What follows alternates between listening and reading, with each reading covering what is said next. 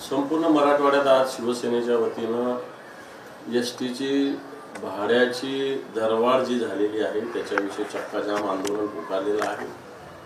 तब्बल 15% भाडेवाढ एसटीनं केलेली आहे।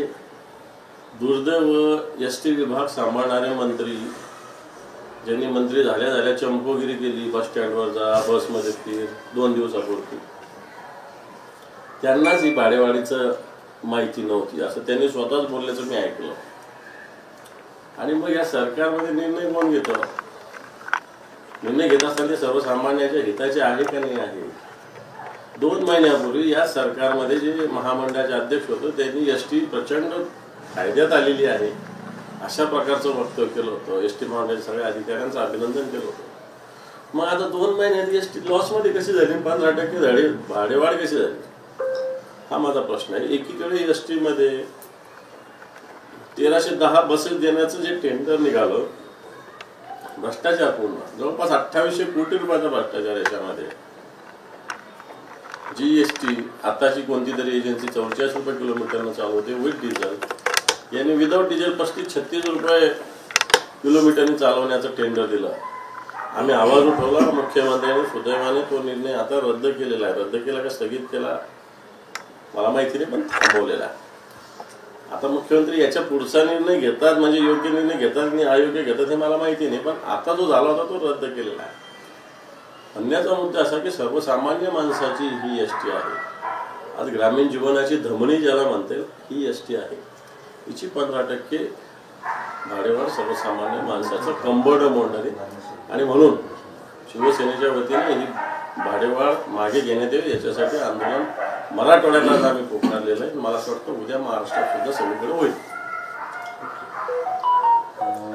चक्काजाम मराठवाड्यातल्या सगळ्या जिल्ह्यात होते बहुधा, या आंदोलनामुळे ट्रॅफिक आणि एसटी वाहतुकीवर सुद्धा परिणाम होतो। हे पहा, याची जाणीव तर लोकांना करून द्यावं लागणार। आम्ही लोकशाही मार्गाने आंदोलन करतोय, आम्ही कुठे रस्त्यावर उतरत नाही, आम्ही एसटीच्या बस स्टँडच्या गेटवर आंदोलन करतोय। रस्त्यावरच्या वाहतुकीला कुठे आम्ही अडथळा करणार नाही, हा पहिला टप्पा आमचा। जर मला असं वाटतं ही मान्य नाही झाली मागणी तर रस्त्यावर सुद्धा उतरावं लागेल, त्याला आम्ही काही करू शकत नाही। सगळ्याच गोष्टी सुरळीत व्हायच्या तर आंदोलनं होऊ शकत नाही। आंदोलनं जनतेसाठी होते आणि त्यामुळे जनतेला याची झळ पोचली तरी मला असं वाटतं मी म्हणणार नाही की काही हरकत नाही, परंतु जनतेने सोसावी अशा प्रकारची विनंती मी जनतेला करेन। दुसरं काल 2 व्हिडिओ समोर आले, तो बाबूराव चांदेर यांचा ज्याने एका वृद्धाला मारहाण केली, आणि दुसरा होता छत्रपती संभाजीनगर मधलाच एक मुजोर धनाढ्य व्यक्ती होता, त्याने ट्रॅफिक पोलिसाला थेट वर्दी उतरवण्याची धमकी दिली। ही तर मस्ती आहे ना। बाबूराव चांदेर मला वाटतं पुण्याचे आहे ना? बरोबर, पुण्याचे अजितदादांचे खास आहे ते, नगरसेवक होते ते, आणि धनाढ्य व्यक्ती कोणाच्या बळावर मुजोरी करते? कोणाच्या बरोबर? ट्रॅफिक पोलीस एक रस्त्यावर काम करणारा एक सर्वसामान्य कर्मचारी आहे, त्याचा तर आदर केला पाहिजे सगळ्यांनी। ऊन, पाऊस, थंडी, धूळ, कित्येक ट्रॅफिक पोलिसांना श्वासाचे त्रास आहे, असं सगळं जीवनाशी खेळत असताना त्यांच्या अंगावर जाणं किंवा त्यांच्याशी करणं मला वाटतं चूक। मनोज जरांगे पाटील उपोषणाला बसले, आजचा 3रा दिवस आहे उपोषणाचा, सरकारने अद्याप काही दखल घेतली ना? त्यांच्या मागण्या ज्या आहेत, सरकार वारंवार मनोज जरांगेच्या आंदोलनाचा आदर तर करते असं म्हणतं, मागण्या मान्य करू असंही म्हणतं, परंतु 8 आंदोलनं त्यांची झाली, अजून 1 मिलीमीटर सुद्धा आंदोलन पुढे गेलेलं नाही असं मला वाटतं। आंदोलनं मनोज पाटील जरांगे करतायत, जनता त्याला भरभरून पाठिंबा देते, पण सरकार या भावनेशी, मनोज जरांगे जे भावना मांडतात त्याच्याशी खेळते।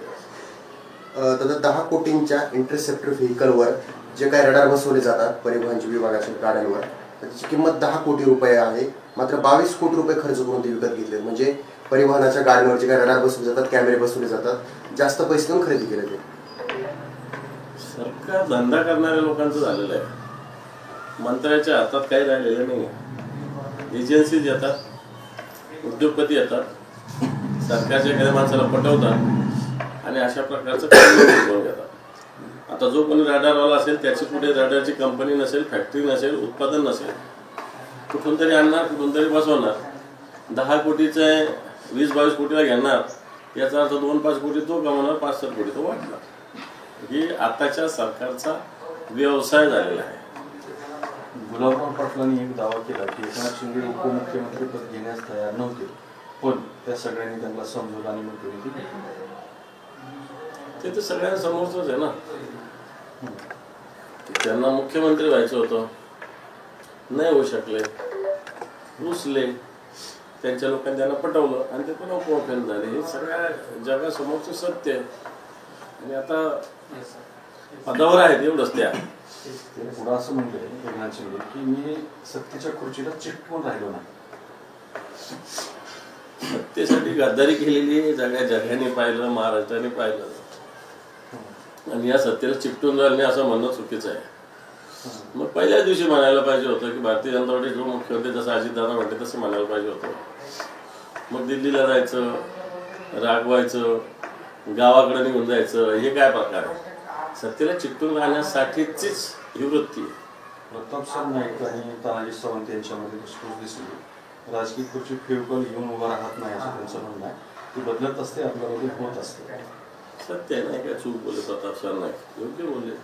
तानाजी सावंतांची जी काही ही आहे आटापिटा, त्याच्यावरती त्यांचं हे पहा, प्रताप सरनाईक जे बोलले ते सत्य बोलले. कोणती राजकीय कृती कोणाची कसं, हे काही सत्य नाही आहे. हे टेम्पररी व्यवस्था आहे. ही आज राहील, उद्या जाईल. ही मानसिकता सगळ्यांचीच असली पाहिजे, माझी असेच सगळ्यांची असली पाहिजे. खुर्च्या काय रोजच आपल्या ताब्यात असतात किंवा आपण रोजच खुर्चीवर बसू शकतो, अशातला काही भाग नाही.